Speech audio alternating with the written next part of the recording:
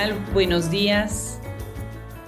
¿Cómo están todos por ahí? Muchísimas gracias por recibirnos el día de hoy en esta presentación maravillosa que Hablemos Escritoras está muy contenta de la confianza que ha depositado Mantis en nuestro proyecto con una presentación más de 3 de sus libros. Ya hemos hecho esto con otras de sus obras y ahora, bueno, pues tenemos el enorme gusto de tener a Mónica Velázquez, a Bettina González, María Negroni el día de hoy. Muchísimas gracias por estar acá. Muchísimas gracias, Magela Buduán. Muchísimas gracias, Giovanna Rivero. Gracias, Brenda Ortiz, por siempre estar ayudándonos a organizar todos estos eventos. Esta presentación tendrá una duración de 1 hora aproximadamente. Dejaremos un espacio para las preguntas y respuestas y tendremos también una sesión en donde nos platicará ahorita en unos minutos Magela y Giovanna acerca de estos libros. La presentación la podrán ver más adelante, el día de hoy o mañana, en nuestro canal de YouTube Videos, y ahí podrán escucharla ya de manera permanente. Y bueno, pues qué emoción tan grande. De verdad que yo nunca me imagino las sorpresas que vienen con ustedes. Magela, ahorita voy a leer un poco sobre las biografías de sus escritoras, pero Magela y Giovanna, si antes nos quieren ir contando cómo es que se enganchan con estos libros totémicos enormes, maravillosos, para que se vayan al sello tan lindo que es Mantis. Cuéntenos. Gracias, Adriana. Bueno, saludar a la gente que nos escucha y especialmente a ti por recibirnos y a nuestras autoras que nos honra tener en el catálogo y que hemos leído siempre con tanta atención. Tal vez solo decir muy cortito que el espíritu de Mantis es el espíritu de este inquietante insecto que lleva el oído en el corazón y cuya pasión por la vida y por la belleza la hace tan famosa, ¿no? Y creemos que estas autoras comparten esa pasión política por la belleza y que se da en el lenguaje y en el pensamiento, y que es algo que hemos querido honrar en esta colección que se centra precisamente en eso, ¿no? En las batallas del lenguaje, que son poderosas estéticas que se definen como dice María, en la capilla ardiente del lenguaje y en esa elegancia enorme y poderosa del pensamiento. Así que estamos muy honradas y muy contentas de estar en Hablemos Escritoras y para los lectores de Estados Unidos, México y la parte norte del continente, además de con un pie bien anclado en el sur, como se debe. No sé, Gio, si quieres agregar algo, yo solo bienvenida y mucha emoción porque estén las tres juntas acá. Así es, buenos días amigas. Y bueno, como ya dijo Magela, es una honra muy grande tener estos libros en la constelación Mantis. Y gracias, Adriana, por recibirnos en este espacio tan hermoso. Pues al contrario, muchísimas gracias. Vamos a seguir con una conversación en donde yo voy a hacer algunas preguntas, pero realmente lo que me encantaría es escucharlas. María, Bettina, Mónica, platicar entre ustedes. En un momento regresan Magela y Giovanna. Muchísimas gracias por esta introducción. Un placer y un gusto escucharlas va a ser además. Que disfruten enormemente de esta charla que seguramente nos dará inmensos frutos. Bueno, pues voy a hacer una lectura muy breve de lo que son las biografías y tenemos primero María Negroni, que ya ha estado en el podcast. No se pierdan escuchar su episodio. También ya tenemos a Mónica Velázquez, que además es colaboradora en nuestra mesa de críticas que se llama LAM, Literatura alrededor de la mesa. No se pierdan ese episodio con Mónica también. Y bueno, pues muy pronto ya estamos conquistando y seduciendo a Bettina González para que ella también esté en nuestro proyecto, así que muchísimas gracias a las tres. María Negroni nació en Rosario, Argentina, es poeta, ensayista, traductora y académica, doctora en literatura latinoamericana por la Universidad de Columbia. Cuenta también con estudios en Derecho por la Universidad de Buenos Aires. Ha obtenido las becas Guggenheim y Fundación Octavio Paz en Poesía, además de ser galardonada con diversas distinciones como el Premio Internacional de Ensayo Siglo XXI, 2 premios municipales y el Premio PEN al Mejor Libro en Traducción, entre muchos otros reconocimientos. Bettina González nació en Argentina, es escritora y docente, la primera mujer en ganar el premio Tusquets de novela. Estudió comunicación social en la Universidad de la capital argentina, donde más tarde trabajaría como profesora e investigadora. Cuenta con una maestría en escritura creativa por la Universidad de El Paso, hermana de nuestra Universidad de Texas en Austin. Otra tejana, Longhorn, y un doctorado en literatura latinoamericana en la Universidad de Pittsburgh. Sus libros recibieron los premios Clarín, Tusquets y Fondo Nacional de las Artes, entre muchos más. Mónica Velázquez Guzmán es una académica, crítica y poeta que confiesa que su gran pasión es explorar el lugar de enunciación, la lectura de los clásicos, el lugar de lo madre y de lo padre, así como la idea de gemelitud. Doctora en literatura hispánica por el Colegio de México, también una institución muy querida en este proyecto. Su abundante producción crítica recupera la tradición literaria boliviana y la pone en diálogo con los otros países hispanohablantes. Ganó el Premio Nacional de Poesía Yolanda Bedregal por Hija de Medea, obra que cambia el punto de vista de observación de este gran personaje de la literatura griega. Yo soy Adriana Pacheco y en nombre de todo el equipo Hablemos Escritoras, Brenda Ortiz y todos nuestros colaboradores, bienvenidas. María, qué libro, qué manera de llegarnos a todos nosotros, a nuestros miedos y a nuestras relaciones tan complicadas con nuestras madres, nosotras mismas como madres, en mi caso como abuela. Y bueno, este libro llegó hasta el teatro. Ahorita está incluso en España, ha tomado vida. Oí una entrevista, después de la obra de teatro hablaron sobre el libro, que además, bueno, con la interpretación de esta dramaturga maravillosa, Marilu Marini, estaba llorando una de las personas que entrevista. ¿Qué es lo que sientes, cómo este libro ha tomado esta vida y cómo ha llegado a todas nosotras? Bueno, primero, buen día, saludos a todas las personas que nos están escuchando y muchas gracias por la invitación de Hablemos Escritoras. Es difícil hablar de lo que pasa con un libro una vez que uno lo suelta. El libro tiene una vida que nos deja atrás, ¿no? Esa es una de las grandes paradojas de la escritura y de la creación en general. Es como si se transformara en un objeto autónomo el libro. Lo que tú mencionabas de la obra de teatro es un ejemplo, porque viajé a ver el estreno y ella es una actriz maravillosa, Marilu Marini, la puesta y la dirección de Tantanian es excelente, pero digamos, tengo que reconocer que para mí fue un shock, porque un libro son páginas, palabras y silencio. Las voces están adentro de la cabeza. En una obra de teatro hay cuerpos, hay cuerpo, hay voz, hay gestos, hay énfasis que no necesariamente coinciden con lo que la autora, en este caso yo, escucha.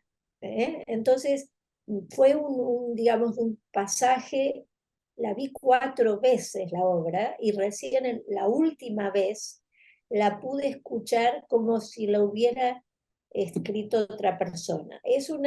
Fue la primera vez también que tengo esta experiencia. Pero bueno, eso con respecto a la obra de teatro en particular.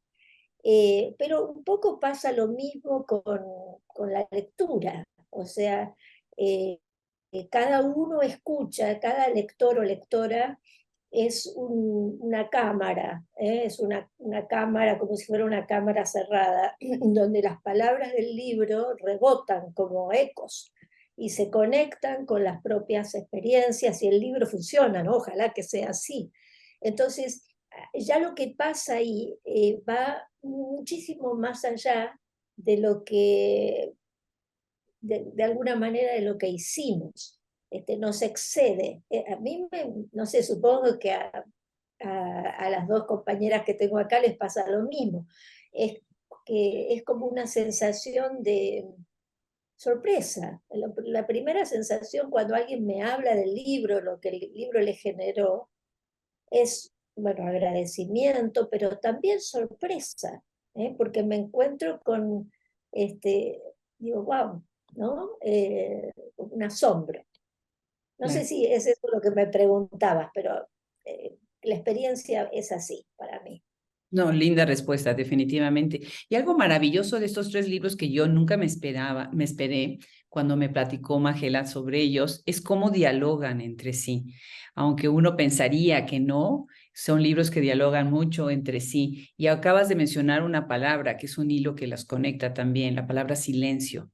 Tú decías, ¿no? El libro está lleno de palabras y de imágenes, pero también de ese silencio. Y muy interesante cómo Bettina, con tu libro, estás tomando esta línea del silencio, estás tomando muchas líneas, estás tomando las líneas de las emociones, pero, o sea, definitivamente tu libro está metiéndonos en una dimensión diferente o estás explorando lo que es el ejercicio de la escritura, cómo se enfrenta el autor al texto, pero también cómo es como un lector, ¿no? Me encanta la idea de lo que estás haciendo en este libro porque además, bueno, por un lado estás usando este título, La obligación de ser genial, que ya es un mandato. Estamos con esa presión de ser geniales. Y María con un título que es El corazón del daño, cómo esa genialidad ejercida por la madre, o demandada por la madre, pues llega a este daño que ahorita platicaremos un poco más. Y por otro lado, Mónica empieza con este libro en donde está hablando de todas estas tradiciones, en donde también las escritoras utilizan estos silencios para hablar de sus relaciones con sus madres, de sus padres. Bettina, ¿cómo llegas a este libro tan maravilloso? Cuéntanos de tu experiencia de haber leído a Úrsula Le Guin, que además quienes no la han leído hay que leerla. Shirley Jackson, por supuesto, ¿no? Cuéntanos un poco sobre tu libro, Bettina. Bueno, en realidad, como los mejores libros, surgió sin plan. Digamos, no es que yo leía a Úrsula Le Guin y dije voy a hacer algo como su libro sobre escritura, sino que, bueno, enseño en varios lugares escritura desde hace tiempo, y el libro surgió de una frustración, que es la frustración de cómo se enseña algo que no se puede enseñar, ¿no? Creo que en realidad lo que uno enseña cuando enseña escritura creativa es enseñar a leer, no a escribir, ¿no? Es lo que una más puede hacer por esos alumnos y alumnas que llegan a las aulas es leer con ellos literatura, tratar de velar un poco las varias capas de sentido que hay en un texto literario, pero sobre todo enseñarles a leer sus propios textos. ¿Qué está pasando en esos textos que ellos por ahí no están viendo? Ahora estoy incluso escribiendo un ensayo nuevo sobre este tema, sobre qué se puede enseñar en un aula de escritura creativa, porque hay muchos malentendidos sobre eso, ¿no? Que hay muchos malentendidos en nuestra contemporaneidad, como si una enseñara recetas, ¿no? Que se aplican. Nadie escribe con recetas, ninguna escritora, ningún escritor que se precie de tal escribe con recetas, ni siquiera escribimos con los géneros en la cabeza. Una tiene la suerte de poder escribir y de escuchar voces y de hacerlo, como decía María, y después en todo caso se pregunta si eso que tiene ahí es un libro o no, si es publicable o no. Y eso a veces hubo toda una tradición que descartaba, ¿no? Este momento de la escritura medio en trance. Si una vuelve a leer a escritores que uno admira, como Borges, Borges habla de cómo lo que uno escribe lo recibe y no sabe de dónde, ¿no? Entonces, si una abona a esta creencia, ¿cómo enseñar? ¿No? ¿Cómo enseñar si es verdad que escribimos en un trance? ¿Cómo enseñar eso? Entonces, la obligación de ser genial fue un primer paso de tratar de entender qué pasaba a veces en las aulas de escritura creativa, porque yo también tuve la suerte de ser alumna en un aula de escritura creativa, ¿no? Sobre todo qué pasaba con los textos que no emocionan. ¿Por qué tanta ficción contemporánea? Ficción que se publica también, no estoy hablando de los alumnos, no conmueve, no logra tocar esa fibra que las lectoras buscamos en un libro, ¿no? El libro tiene que sacudir, tiene que conmover, no necesariamente siempre en un sentido trágico, dramático, sino hay muchas emociones, ¿no? En juego, hay emociones, como dice María, mucho en el pensamiento también, ¿no? El pensamiento no está divorciado de la emoción. Entonces, La obligación de ser genial fue, como bien viste, hay unos 4 capítulos que tratan del arte de la escritura, después hay otros capítulos que tienen más que ver con la cuestión de género, con la cuestión de ser mujer y ser escritora. Entonces fue un poco poner por escrito cosas que yo venía pensando sobre todo en las aulas, y también después de varios años de estar publicando libros en el mundo literario latinoamericano, bueno, reflexiones también en torno a eso. Por ejemplo, hoy me presentaste y dijiste que fui la primera mujer que ganó el Tusquets, que es verdad. Era el 8º premio, 7 habían sido varones, pero también ese destacar que fui la primera mujer habla de que hay que decirlo, ¿no? Todavía hay que decirlo, pasaron 10 años más, 10 años pasaron de que yo gané ese premio y todavía es una presentación en mi biografía, ¿no? O sea, que eso nos dice muchísimo de cómo se vive el campo literario. Entonces, bueno, surgió de muchos lados. Lo que sí tiene mucha relación con Ursula Le Guin y Shirley Jackson, las escritoras que yo menciono en el prólogo y que vos mencionaste ahora en la pregunta, es que yo sentí que no había muchos libros en la tradición latinoamericana que tuvieran esta mirada sobre la escritura desde el punto de vista de las autoras y de la enseñanza de la escritura o de la reflexión sobre el oficio. No es nos faltan ensayistas, es verdad que no tenemos una gran tradición de ensayistas en Latinoamérica si pensamos, ¿no? De acá hacia atrás, desde el siglo XIX hasta hoy, por supuesto, mayoría de varones ensayistas, y eso también habla del campo, y no hay tampoco demasiados ensayos sobre escritura. Entonces, a diferencia de la tradición anglosajona, que sí los tiene, por ejemplo, el libro de Ursula Le Guin, ¿no? Contar es escuchar.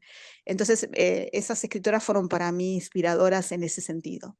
Maravilloso, maravilloso. Yo les tengo que decir de verdad, estos 3 libros tienen que estar en todas las bibliotecas, en todos los talleres, en todos los libreros de todos los lectores. Los 3 son verdaderamente, son enormes, libros enormes. Y bueno, así, ¿verdad? Como siempre, tu obra, Mónica, tan aguda, tan puntual, tan profunda, tan docta, una gran estudiosa que siempre has partido mucho de la generosidad de incluir a la comunidad, de mencionar a quienes lees, que eso es maravilloso porque, por ejemplo, reconoces el trabajo del taller Diana Morán, que es un taller que poco se habla de él y es, sin embargo, tan importante y tan fundamental en el estudio de la literatura. Y de ahí estás hablando, estás tomando una frase que me parece fascinante, que habiendo buscado madres representadas en la literatura, hallaron hijas que hablaban de sus madres. Y bueno, María está hablando de su madre, Bettina está regresando a esta escritura de las escritoras, y tú estás yéndote a un libro que verdaderamente es un estudio, es un compendio, pues precisamente de cómo se está escribiendo hoy en día, ¿no? Un presente abierto las 24 horas. ¿Por qué un presente abierto las 24 horas? ¿Y cómo llegas a este libro, Mónica? Gracias, Adriana. Un saludo a todos los que nos están acompañando. Un gusto estar con María, con Bettina. A María la tenía leída hace rato, a Bettina más bien ha sido un buen pretexto para conocerla, así que un gusto estar entre ustedes. Bueno, me pasó lo que supongo que le ha pasado a todo el mundo que está acá, que es que del 2019 para el 2022 no entendí nada. Sentí que me habían cambiado de escenario, que había aparecido en otra dimensión desconocida y no entendía nada. Entonces me preguntaba qué es este tiempo que nos está tocando vivir y que entiendo tan poco, ¿no? Entonces me dio una fiebre de buscar una verdadera hambre, así una voracidad de libros, a ver si los autores y autoras que son con quienes más converso en la vida habían entendido algo de lo que yo no entendía, ¿no? Y habían podido ver qué nos estaba pasando. Entonces me gustaba jugar con un presente que no cierra, ¿no? Pensábamos que el presente era lo más efímero de los órdenes que hemos puesto al tiempo, y sin embargo tenía yo la sensación de que se había quedado como congelado, ¿no? Como que nos habíamos quedado ahí y no podíamos irnos ni a un pasado que ya poco nos servía para entender el presente, ni a un futuro que parecía incierto, improbable, de una manera muy radical en esos años, ¿no? Entre el 19 y el 22. Entonces me gustaba abrirlo, digamos, me gustaba dejarlo ahí como congelado. Y por otro lado, también el presente es un regalo, ¿no? Cuando dice alguien te hizo un presente, también hablamos del cuerpo presente, es decir, cuando algo está como expuesto y está y no está a la vez, ¿no? Entonces también quería jugar con esa otra connotación.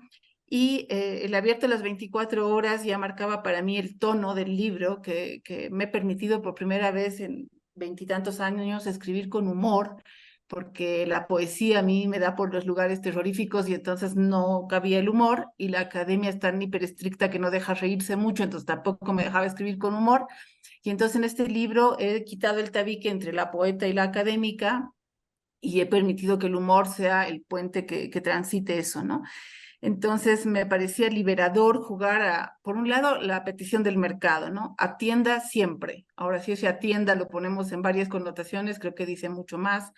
Pero también la tecnología a mí me agobia. Yo fui de las que tuvo que comprarse un celular en 2020 porque no lo tenía y tuve que alfabetizarme en 3 meses para dar clases online. Entonces esa demanda de esté todo el tiempo, ¿viste? Mandas un WhatsApp o alguien te manda un WhatsApp y lo ves y te sale el doble clic y ya te viene el reclamo, sé que me has leído, ¿por qué no me contestas? Y es como, pero no puedo estar todo el tiempo ahí, ¿no? Entonces esa cosa de, por un lado, petición del mercado, por otro lado, petición de la tecnología, de estar siempre ahí, ¿no? Entonces era un título que jugaba un poco a una duda conceptual, a una duda existencial, social, entre otros, pero también a una liberación de la escritura como escritura, sin género, probablemente. Claro, tu manera de escribir también me hizo pensar mucho en Margot Glantz, ¿no? En algunos de estos libros que está precisamente criticando, ¿no? Y juzgando esta modernidad tan agobiante. Y me encanta, mencionas mucho a Lorena Amaro, que es también parte de nuestro grupo LAM, que es una crítica que ha sido muy aguda en su lectura acerca de qué está pasando con esta modernidad que nos va agobiando. Y bueno, definitivamente en esto, María, en la conversación que nosotras tuvimos, que de verdad les recomiendo muchísimo, muchísimo el episodio que tenemos con María Negroni en Hablemos Escritoras, ella habló mucho de esta importancia de reconocer qué es lo importante en el acto de escribir, en la obra, qué es realmente lo que se debería en algún momento, pues repensar, ¿no? Y lo que tú estás haciendo en tu libro que me parece fabuloso es que por un lado estás contando esta historia sobrecogedora en la relación con la madre, pero cómo de ahí vas a la literatura. Como de ahí la literatura, y hay una cantidad de citas maravillosas en el libro. Por ejemplo, abres diciendo, en la casa de infancia no hay libros, que es uno de los temas polémicos que hay entre tu madre y tú, ¿no? Esta idea también de que de alguna manera hay un alejamiento que a ti te acerca a los libros y a la literatura de muchas maneras, aunque no es nada más el conflicto con la madre, sino también es tu propia historia de vida. Pero en algún momento dices, voy a crear lo que te sucedió, crear lo que me sucedió. ¿Cómo es esto de crear lo que me sucedió en un libro tan íntimo, tan en primera persona? Bueno, primero esa frase de Clarice Lispector, voy a crear lo que me sucedió.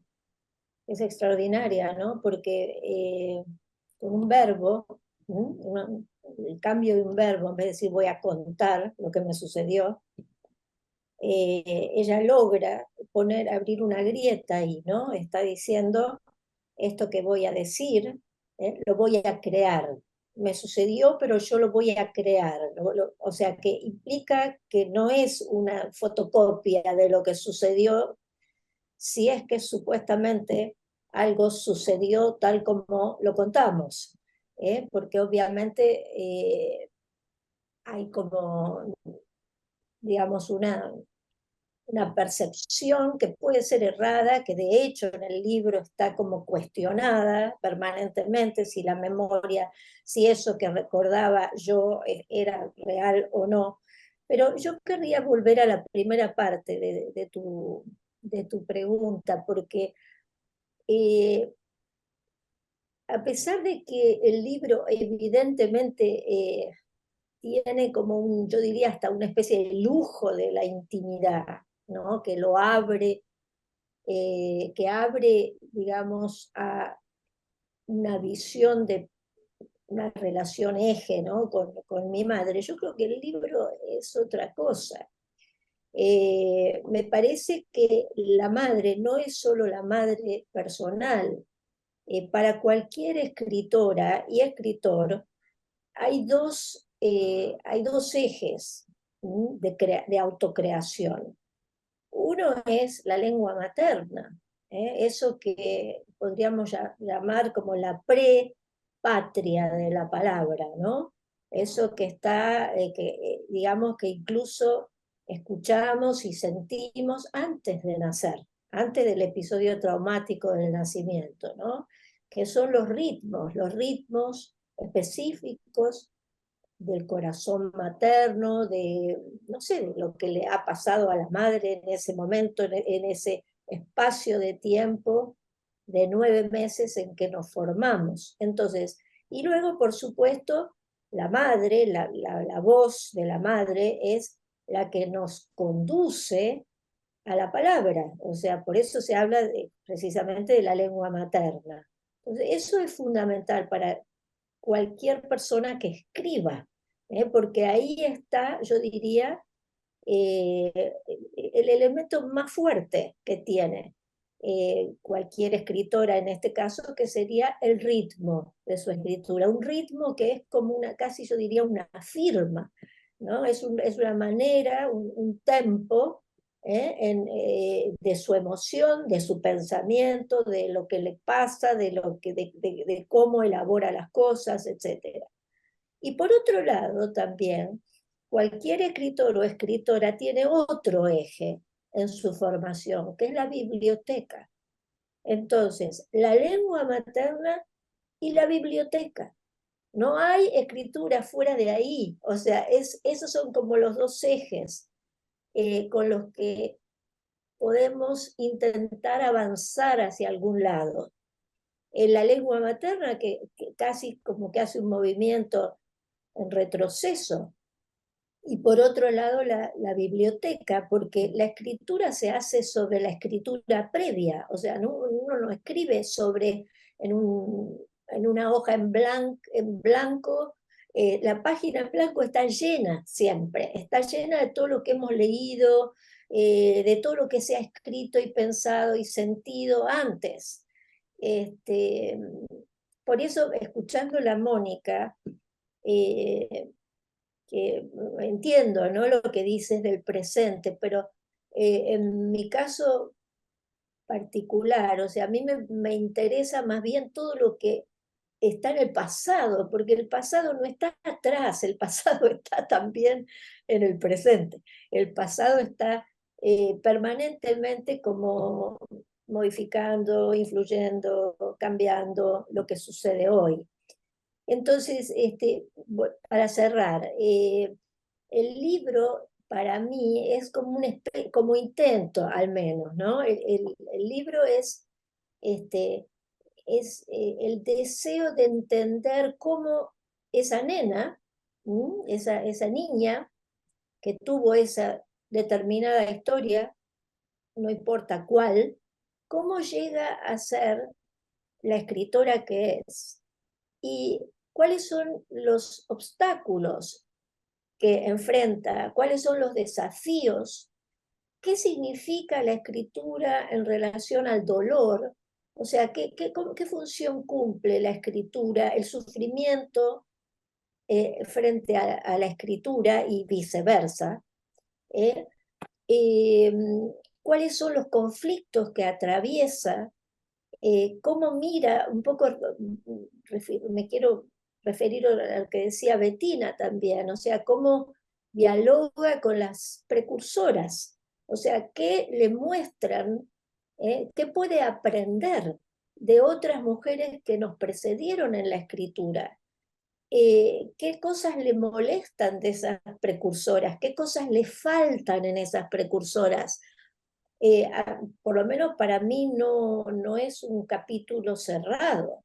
O sea, creo que tú recién dijiste cuando te presentaste que también eras madre y abuela, ¿sí? Pero si tú te fijas en los modelos que nosotros tenemos de escritoras, de las escritoras que han alcanzado el reconocimiento. Es muy reciente, la aparición de escritoras que tienen como todas las áreas cubiertas. En general, o son mujeres que, bueno, tenemos de todo, puedo empezar por las suicidas, que es el peor de los casos, pero después están, no sé, mujeres que han tenido que renunciar a ciertos aspectos, ya sea de su sexualidad, de su maternidad, de su trabajo en la vida, o sea, cómo conectar los distintos aspectos. Creo que eso es muy difícil todavía para nosotras. Claro. Entonces, bueno, creo que el libro trata de eso, ¿no? Que trata de abrir todas esas preguntas para las que no tengo respuestas. Claro. Y es precisamente mucho de lo que también habla Bettina, ¿no? De escribirte también desde la duda, desde la falta de certidumbre, que eso es tan valioso, tan valorado, ¿no? Los escritores que saben todo, ¿no? O los escritores que parten de la duda. Ahorita que estás hablando, María, me hace pensar mucho por ejemplo, en el libro de Free Radicals, que estamos ahorita tradujimos junto con Katakana al inglés, la novela de Rosa Beltrán, que es precisamente esta hija que está viendo a la madre, pero termina siendo la madre también esta cosa grande, esta idea grande, ¿no? De lo que es la madre y no nada más esta madre, ¿no? Bueno, Anne Ernaux, obviamente otra referencia muy importante para esto. Bettina, muy interesante la manera en cómo tú regresas mucho a que la emoción es verdaderamente el fundamento de lo que es el misterio del acto creativo. Y bueno, en un mundo en donde se ha debatido mucho acerca de que si la emoción es realmente lo que es valioso en la obra, o al contrario, el exceso de emoción es lo que escribe la obra, y entonces ahora hay muchísimos escritores que escriben de sus emociones. Tú estás tomando un punto de vista muy interesante, no solamente de la emoción como esta ímpetu de escribir, sino de cómo va a ser este sentimiento afectivo, ¿sí? A ser la materia prima de la creación literaria. ¿Quieres ahondar un poquito más en esta idea de ver?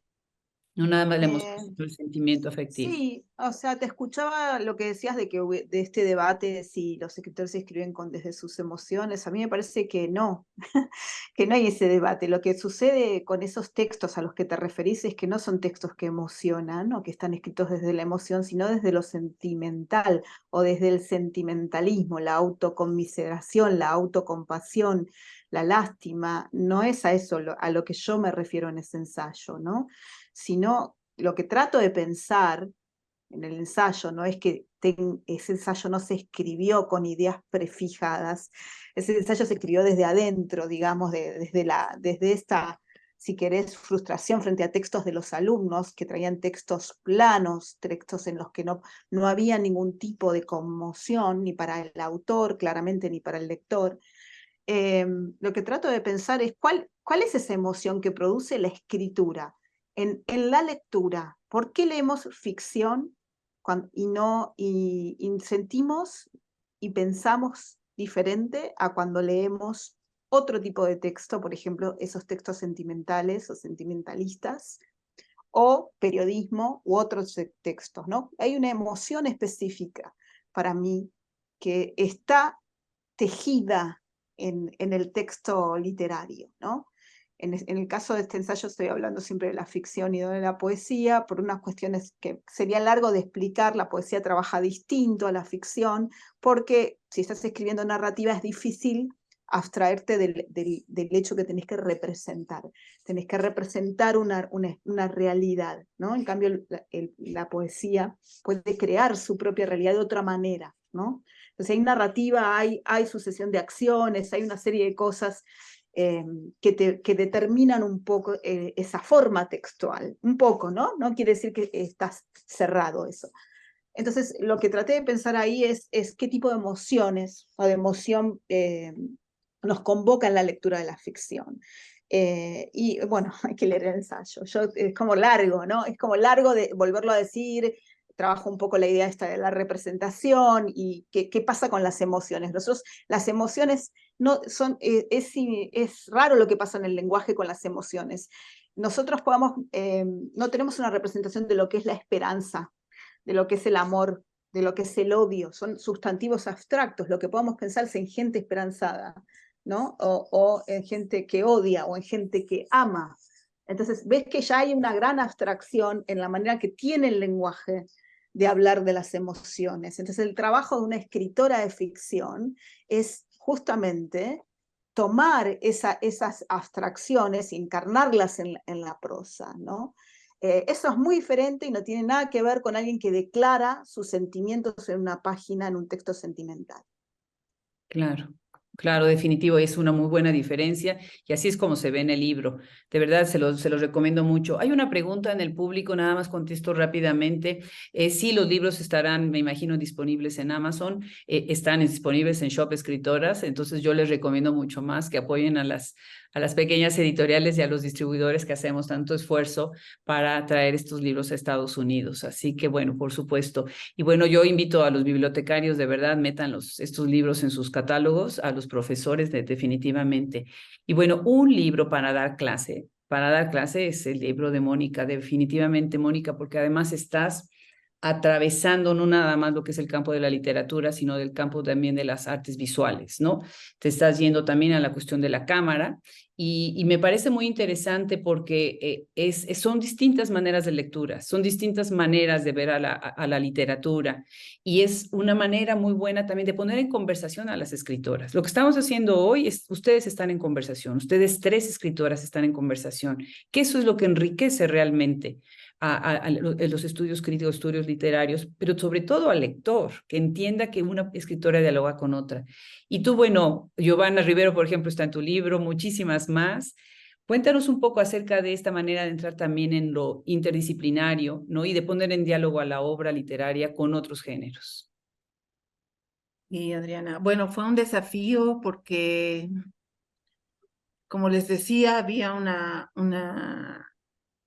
esta hambre que me dio de libros hizo que el corpus fuera gigante en algún momento y me revelaba a la académica que me decía, corta ese corpus, haz algo manejable, ¿no? Y no quería hacer algo manejable ni restringido, quería que se desbordara, digamos, de alguna manera. Y por eso decidí trabajar con problemas, ¿no? Es verdad que podría parecer que hay un corte temático, porque hablo de filiaciones, hablo de qué nos pasa con este deseo y temor de fin de mundo, con estas ganas de mutar y volvernos otra especie, otra cosa, y finalmente con una pregunta que para mí es muy urgente ahora, que es si hay sitio para el deseo y para qué deseo en la sociedad actual, ¿no? Entonces, al elegir esas 4 aristas, digamos, me pareció que desde esos rincones, desde esas 4 esquinas, podían preguntarme un poco sobre el presente y eso me permitía atravesar y moverme muy libremente entre escritoras, entre libros, con alusión a películas, con alusión a artes visuales, es decir, me daba una movilidad muy eficaz, digamos, para mirar y moverme de sitio, ¿no? Porque yo no quería hacer yo creo personalmente que la crítica literaria ha tocado un límite, creo que tiene que reinventarse urgentemente, ya no puede dedicarse ni de lejos a un asunto valorativo o legitimador, y entonces creo que tiene que aprender a acompañar de otro modo a escrituras que caminan, para pensar lo que decía María, a otro ritmo, ¿no? Si no, nos vamos a perder en la calle, digamos, vamos a acabar en sentidos contrarios, creo. Entonces, a mí me parecía que preguntarnos por estos asuntos en sentido de aristas, pero también como de lugares de enunciación, ¿no?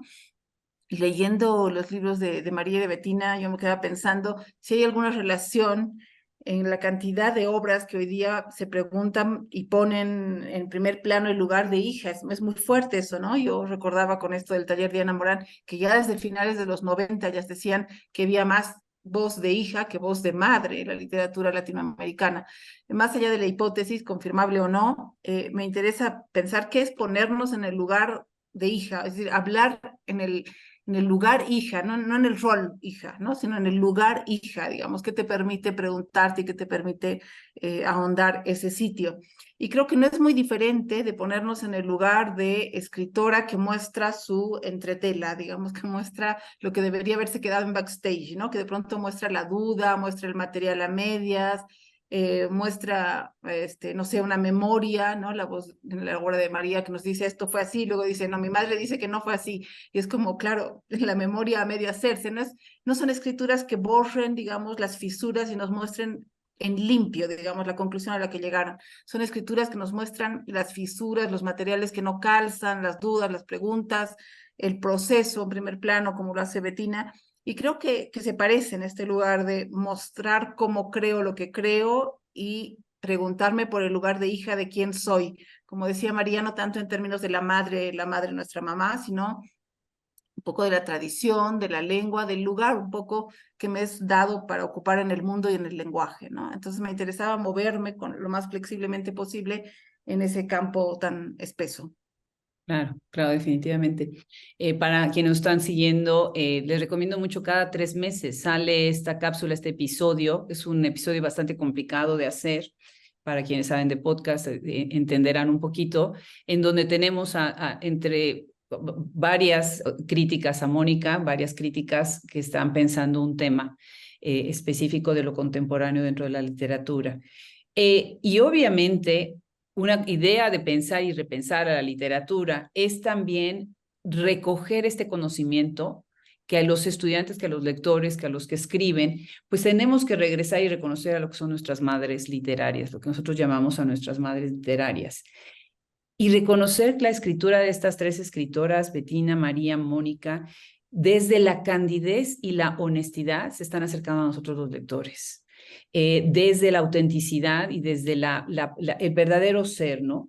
Déjenme leer algunas oraciones que me parecen interesantes. Por ejemplo, Mónica habla mucho de la angustia autoral, que eso me parece interesante porque está reconociendo esa propia angustia, ¿no? María en algunos momentos dice, la literatura es una forma elegante del rencor. Escribo para no morir, ¿no? ¿Qué es también la literatura para cada quien? Me encanta cómo Bettina en algún momento ya hacia el cierre del libro, haces una metáfora y una referencia que además me gustan muchísimo las imágenes que usas a lo largo del libro.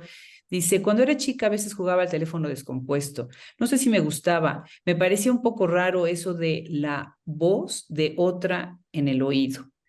Y yo pensé, ahora por ejemplo que hicimos el audiolibro de Andor, pensé en que tenemos lo que dijo Raquel Aben Van Dalen, que es la autora de ese libro, que se fue muy raro escuchar su propia voz, en otra voz de otra persona, al oído, a su oído, mientras hacía otras actividades.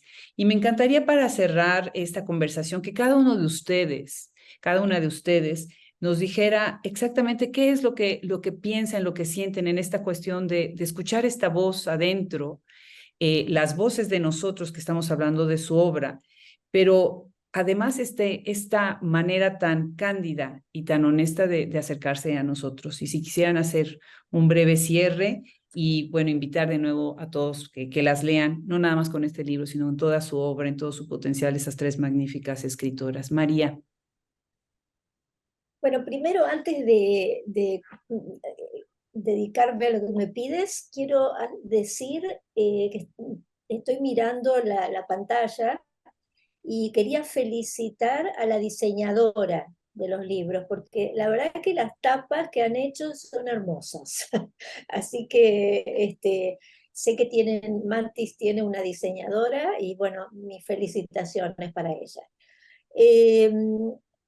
Yo querría cerrar retomando algo que dijo Mónica, ¿no? Que es la cuestión de la hija, porque yo me pregunté también, ¿no? ¿Por qué esa insistencia en el lugar de la hija? Y desde mí, Mónica, creo que quedarse en el lugar de la hija es también estar más cerca de la infancia.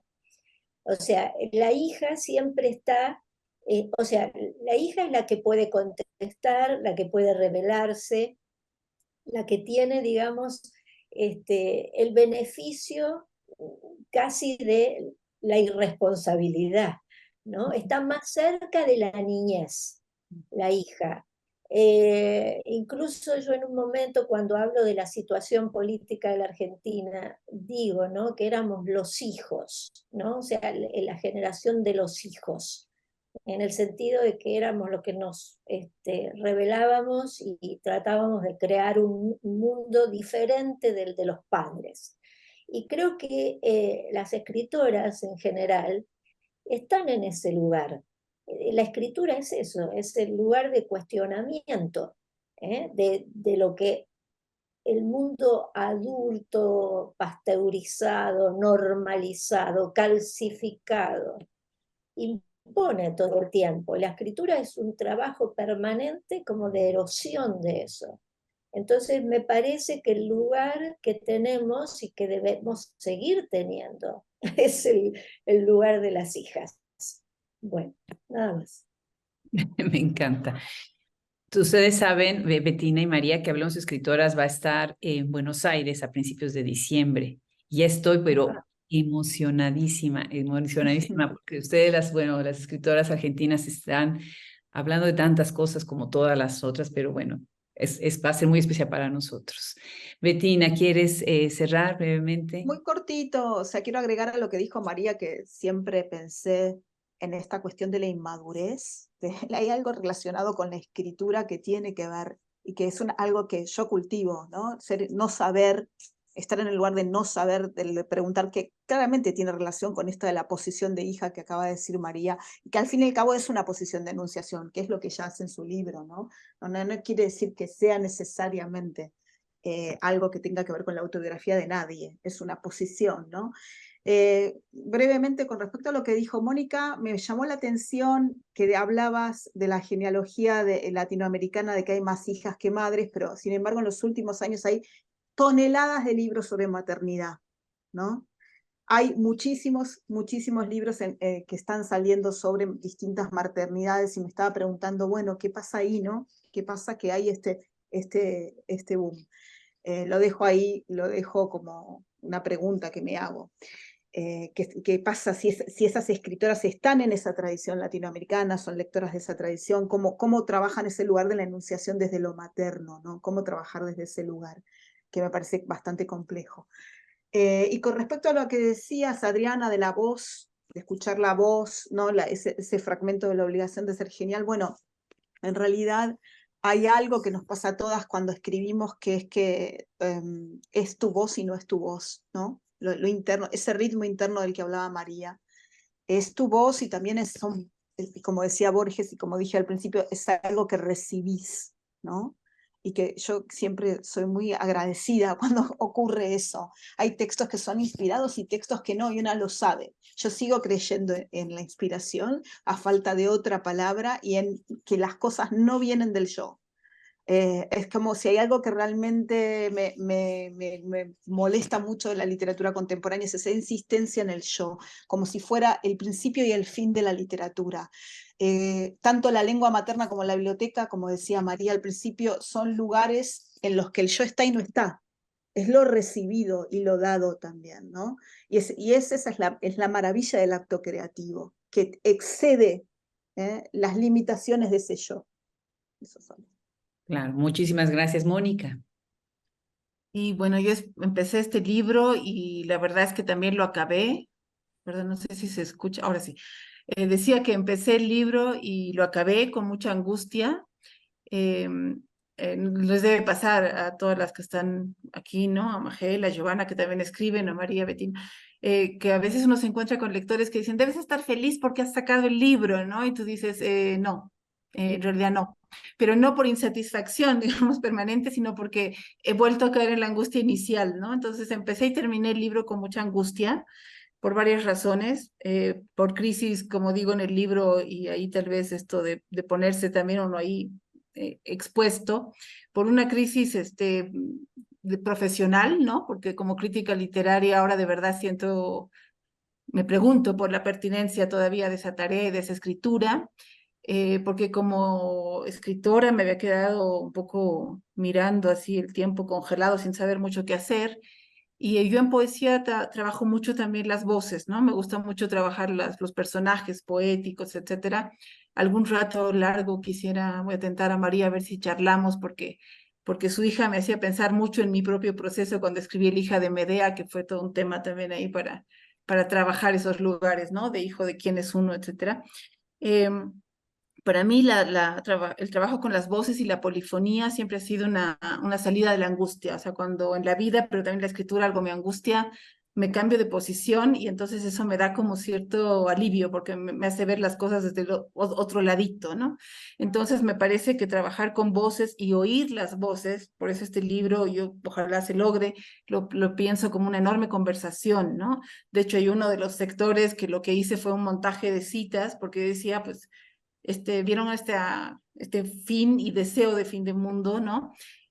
Temor y deseo de fin de mundo, y yo decía, ¿para qué me voy a meter yo ahí mi cuchara cuando hay tantos que han hecho las cosas tan bien? Entonces lo que hice fue armar un montaje en el que personajes de diferentes obras charlaran sobre cómo sus autores los habían puesto en el fin del mundo, ¿no?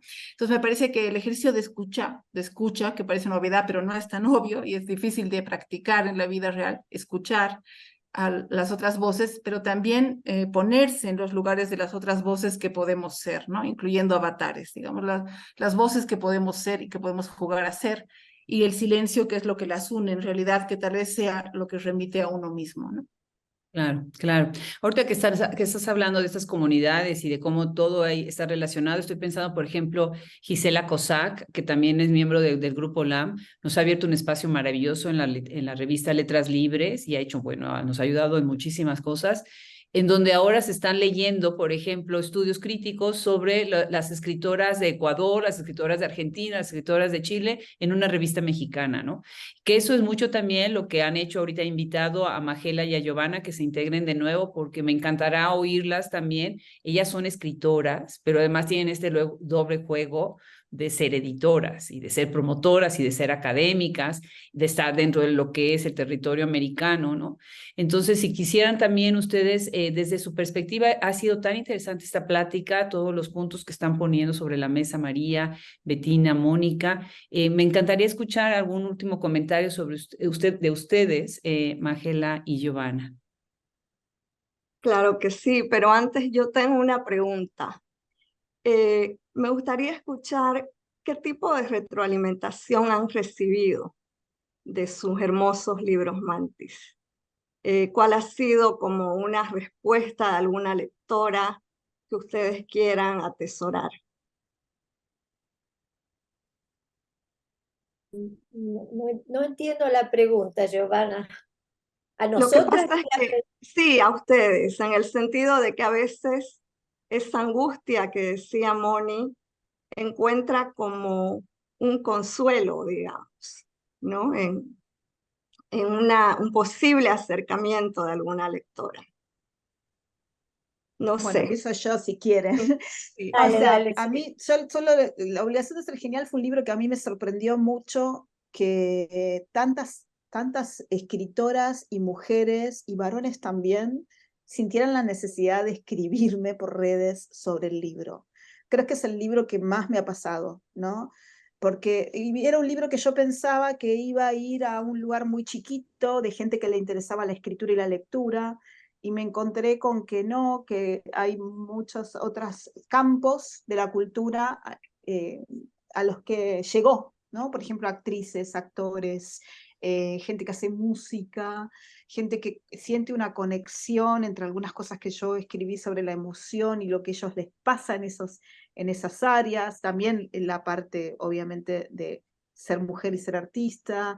En ese sentido es sorprendente, y es como un poco lo que decía María al principio sobre su obra de teatro. Siempre es raro y es sorprendente recibir mensajes de los lectores y de las lectoras, obviamente que una los agradece, pero es como, es tan raro y tan diferente al momento de soledad y de silencio de la escritura, ¿no?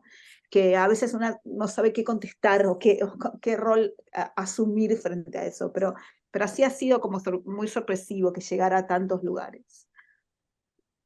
Nada más, hay un par de preguntas, entonces si quieren avanzar con esto, pero ahorita dejemos todavía un poquito de espacio para las preguntas que tenemos. Sí, no, yo voy a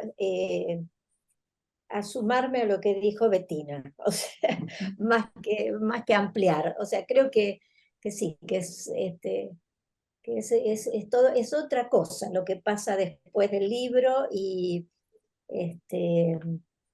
sí, en mi caso no, me sigue sorprendiendo, ¿no?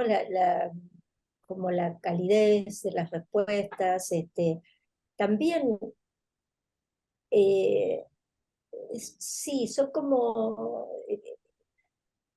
no sé, da como una esperanza también, porque a veces lo que gusta y lo que se circula, como dice Bettina, son libros que, o como diría Marguerite Duras, que no son libros, no son literatura, y sin embargo gustan, y entonces libros como los que estamos hablando hoy, lleguen a la gente, es como muy hermoso también, es un regalo. Magela, Y hay una singularidad increíble en eso. cierto. Bueno, Magela, ¿quieres agregar algo más?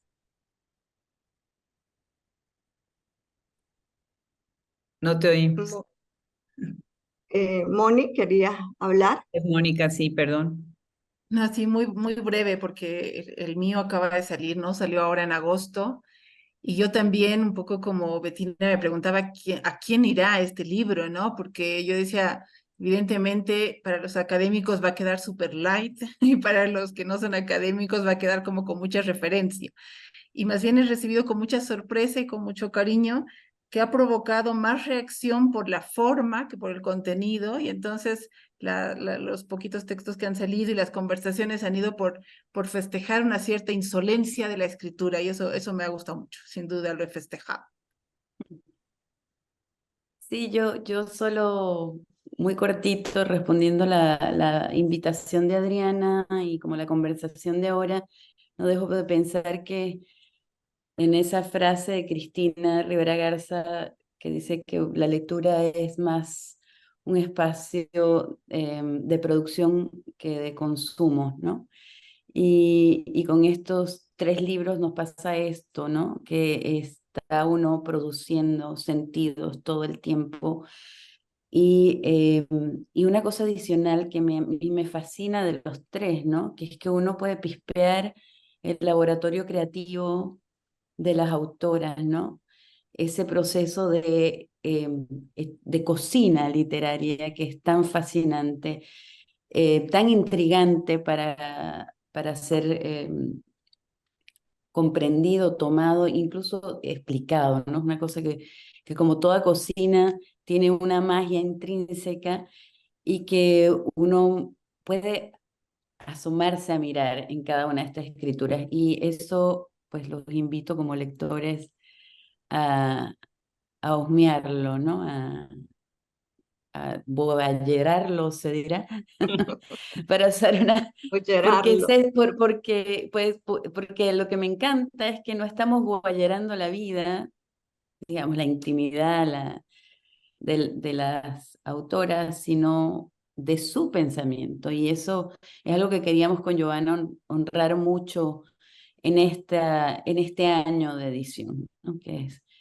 Son escrituras que piensan, pero no solo en el ejercicio, digamos, intelectual de pensar una idea, sino que están pensando en el lenguaje, que es donde yo pienso que está la política, el ejercicio político de la literatura, ¿no? Es ahí, en las batallas que damos para romperlo, para extrañizarlo, para volverlo otra cosa, que no sabemos qué es además, ¿no? Así Que que... piensan con sensualidad, ¿no? Claro, Porque claro, rodear el lenguaje, cercarlo, requiere de un elemento de seducción. Y en estos libros lo hay. claro. Y por eso creemos que un público importante son las propias escritoras. Hay aquí una esfera increíble de diálogo profundo. Y las invitamos a leer estos 3 títulos. Definitivo, pues algunos comentarios son, me llevo de Maricruz Castro Ricalde, una gran crítica, magníficas intervenciones, me llevo un puñado de reflexiones y deseos de leer estas obras, La revista que estoy mencionando es Letras Libres, está preguntando Paulina. No vendemos Shop Escritoras en Canadá, entonces, bueno, van a tener que recurrir a Amazon. Cuando lleguemos a Canadá ya les avisamos. Y bueno, Gerson está haciendo una pregunta que es un poco más larga y más elaborada para Mónica. Se nos está acabando el tiempo, sería complicado contestarla más a profundidad, pero me gustaría leer la pregunta para que en algún momento puedas abrir esa conversación. Dice, Mónica mencionó que lo que une los textos del libro es el acercamiento a la contemporaneidad. ¿Hubo otros factores que guiaron su selección, como el género literario, su conocimiento de ciertas literaturas nacionales y no otras? ¿Son la ciencia ficción y otras ramas menos miméticas más adecuadas que el realismo para reflejar problemáticas contemporáneas, atendiendo al creciente interés que suscitan dentro y fuera de la academia? Son preguntas que quedan. Mónica, en algún momento será maravilloso poder abrirlas, una conversación y contestarlas. Pues yo quisiera agradecer muchísimo, muchísimo a todas ustedes por haber confiado en Hablemos Escritoras, un espacio que está dedicado a ustedes. Esta plática va a estar en YouTube de manera permanente, lo cual es maravilloso porque entonces podemos regresar a sus voces una y otra vez, tomar notas, ¿verdad? Traer esas notas a nuestras aulas, a nuestros lectores, a nuestros clubes de lectura, pero lo más importante, recuerden, lo más importante es leer los libros, es conocer a las escritoras a través de su obra, no de un solo libro, de todo su libro, de todos sus libros. Muchísimas gracias, María Negroni, qué privilegio tenerte de nuevo en este espacio. Muchísimas gracias, Bettina, ya no te puedes escapar más, te necesitamos. Hablemos Escritoras. Va a ser un gusto enorme leer toda tu obra y conversar largamente y tendidamente. Gracias, Mónica, por siempre estar atrás de nosotras en todo, apoyando en todo. Muchísimas gracias, Majela y Giovanna. ¿Qué puedo decir de ustedes? Que han sido unas grandes cómplices, aliadas en maquinar cosas juntas. Muchísimas gracias, Brenda, por siempre estar atrás de este logotipo Hablemos Escritoras, siempre apoyándonos. Y bueno, de nuevo, felicidades. Vayan a Mantis, vayan a su catálogo, pasen la voz y muchísimas gracias. Yo soy Adriana Pacheco y ha sido un verdadero placer el día de hoy tenerlas aquí. Gracias, Adriana. Gracias.